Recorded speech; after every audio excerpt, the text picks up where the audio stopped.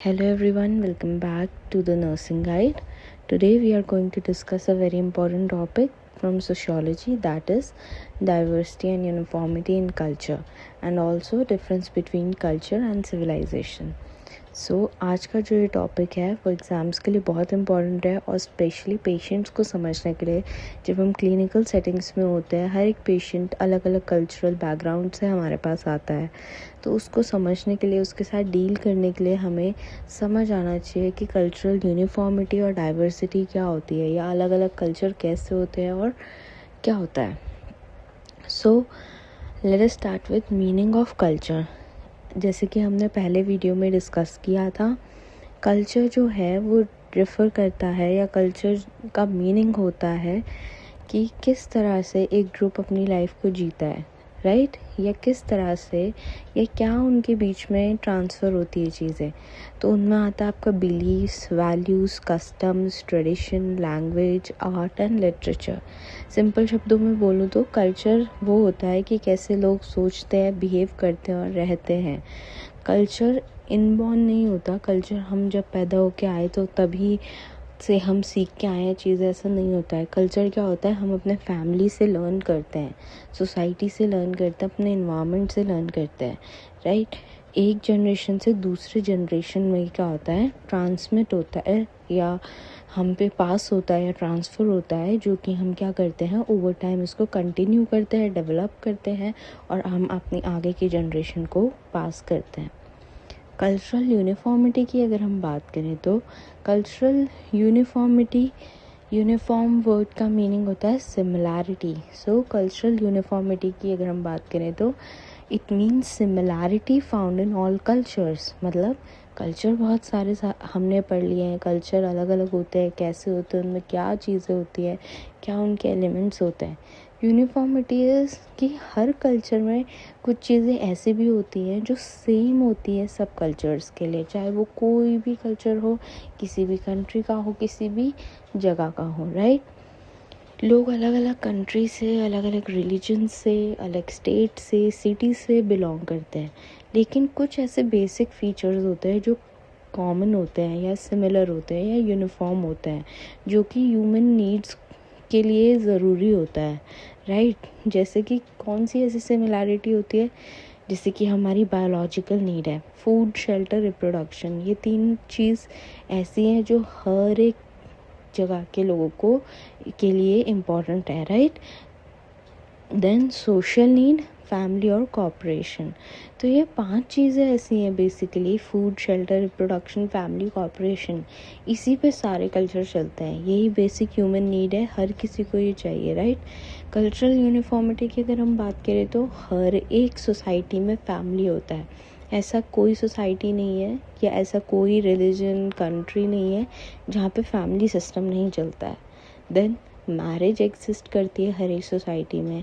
ऐसी कोई सोसाइटी नहीं है जो विदाउट मैरिज फैमिली बना रहे हो, राइट, या फैमिली उनकी फॉर्म हो रही हो। तो वो हर कल्चर में प्रैक्टिस किया जाता है, चाहे उनके तरीके कैसे भी हों। Then language is used for communication. Language भी सिमिलर है, ये एलिमेंट भी अगेन सिमिलर है हर एक कल्चर के लिए। एंड रिलीजन या बिलीफ सिस्टम, हर एक जगह, हर एक कंट्री में रिलीजन है, उनका अपना एक बिलीफ सिस्टम है जिस पे वो क्या करते हैं, बिलीव करते हैं। तो इसी यूनिफॉर्मिटी की वजह से जो सोसाइटी है वो स्मूथली फंक्शन करती है और क्या करती है, एक सोशल स्टेबिलिटी को मेंटेन कर पाती है या कोऑपरेशन को मेंटेन कर पाती है, क्योंकि यूनिफॉर्म है, राइट। हर एक जगह काफ़ी सिमिलैरिटी देखी जाती है, तो इसी को हम कल्चरल यूनिफॉर्मिटी कहते हैं, जो कॉमन फीचर्स हर एक कल्चर में देखे जाते हैं। नेक्स्ट आता है कल्चरल डाइवर्सिटी। डाइवर्सिटी कह लो आप, डाइवर्सिटी को आप वैरायटी बोल सकते हो या डिफरेंस बोल सकते हो एक तरह से। तो differences in culture among various groups in society, अलग अलग जगह के लोगों में हर एक कल्चर की अपनी एक यूनिकनेस है, हर एक कल्चर का अपना एक अपनी चीज़ें हैं, राइट, अपने एक तरीके हैं, अपने rules, regulations, norms, values, beliefs हैं। तो वही डिफरेंसेस को हम कल्चरल डाइवर्सिटी कहते हैं। कोई भी दो सोसाइटी एक तरह से सेम नहीं हो सकती, कोई दो रिलीजन सेम नहीं हो सकते, कोई दो कल्चर सेम नहीं होते, उनमें डिफरेंसेस भी पाए जाते हैं। तो इन्हें ये डिफरेंसेस कब आते हैं? ज्योग्राफिकल कंडीशन की वजह से। कोई ऐसी कंट्री में रह रहा है, कोई एक अलग तरह की कंट्री में रह रहा है, तो जो उनका एनवायरनमेंट है, जो उनका एनवायरनमेंट उनको दे पा रहा है, उसी तरह से वो अपना सर्वाइवल को क्या कर लेते हैं, सर्वाइवल के तरीक़ों को बना लेते हैं। और इसी वजह से क्या है, उनका जो ज्योग्राफिकल कंडीशन है वो उनके लिविंग में क्या लाता है, डिफरेंसेस लाता है। देन रिलीजन है, अलग अलग रिलीजन की अलग अलग टीचिंग्स है, राइट। उसके बाद ट्रेडिशन और कस्टम्स है, इकोनॉमिक और सोशल फैक्टर्स है। तो यही कुछ कॉमन पॉइंट्स है जो कि डिफरेंसेस लाते हैं हमारे कल्चर में। जैसे कि अलग अलग लैंग्वेज हो गई, फूड हैबिट्स हो गए, ड्रेसिंग स्टाइल हो गया, रिचुअल और ट्रेडिशन हो गया। तो यही सब चीज़ें हर एक कल्चर में अलग पाई जाती है। इसी को हम कल्चरल डाइवर्सिटी बोलते हैं। कल्चरल डाइवर्सिटी सिंपल मतलब होता है कि हम क्या कर रहे हैं, दूसरों के डिफरेंसेस को एक्सेप्ट कर रहे हैं और उनकी रिस्पेक्ट कर रहे हैं। तो यही क्या है, मल्टी कल्चरलिज्म को प्रमोट करता है। मतलब कि जहाँ पे अलग अलग कल्चर के लोग या अलग अलग कल्चर पीसफुली एग्जिस्ट करते हैं। नेक्स्ट अगर हम इंडिया की बात करें तो इंडिया में भी अलग अलग एलिमेंट्स के थ्रू क्या है, कल्चरल डाइवर्सिटी देखने को मिलती है। और one of the best example है इंडिया कल्चरल डाइवर्सिटी का, क्योंकि एक ऐसी कंट्री है जहाँ पे हंड्रेड्स ऑफ लैंग्वेजेस देखी जाती हैं, डिफरेंट रिलीजन्स देखे जाते हैं, अलग अलग फेस्टिवल्स देखे जाते हैं। हर एक स्टेट की अपनी एक आइडेंटिटी है, राइट। हर एक स्टेट अपनी किसी पर्टिकुलर चीज़ के लिए क्या है, पहचान है उसकी, वो उसके लिए जाना जाता है। तो इन सारे डिफरेंसेस के बाद भी लोग एक साथ पीसफुली रहते हैं। इसी के लिए हम क्या बोलते हैं इस कंट्री को, India is called a country of unity in diversity. Now अगर हम इम्पोर्टेंस ऑफ कल्चरल डाइवर्सिटी की बात करें तो जो कल्चरल डाइवर्सिटी है हमारी सोसाइटी के लिए बहुत इम्पोर्टेंट रोल प्ले करती है। ये हेल्प करती है कि जो हमारी अंडरस्टैंडिंग और टॉलरेंस पावर है उसको क्या कर सके, प्रमोट कर सके, हम दूसरों की रिस्पेक्ट कर पाएँ, राइट। एनकरेज करती है कि हम दूसरों के कल्चर की या दूसरों के बिलीव्स की क्या कर सकें, रिस्पेक्ट कर सकें। स्टीरियोटाइप या बायसनेस हम क्या कर सकें, रिड्यूस कर सकें। सोशल हार्मनी और कोऑपरेशन को बढ़ा सके, राइट। अगर हम दूसरों की रिस्पेक्ट करेंगे, उनके कल्चर को एक्सेप्ट करेंगे तो हार्मनी अपने आप क्या हो जाएगी, मेंटेन हो जाएगी, और कोऑपरेशन अपने आप क्या होता जाएगा, बढ़ता जाएगा।